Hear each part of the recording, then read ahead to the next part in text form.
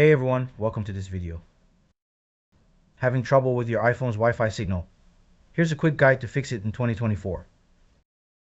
First, make sure Wi-Fi is turned on. Go to Settings and tap Wi-Fi.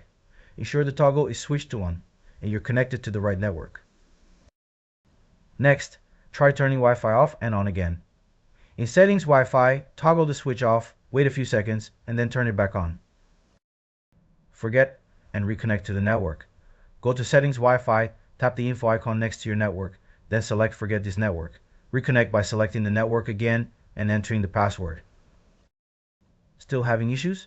If that doesn't help, restart your iPhone. Press and hold the power button until the slider appears, then slide to power off.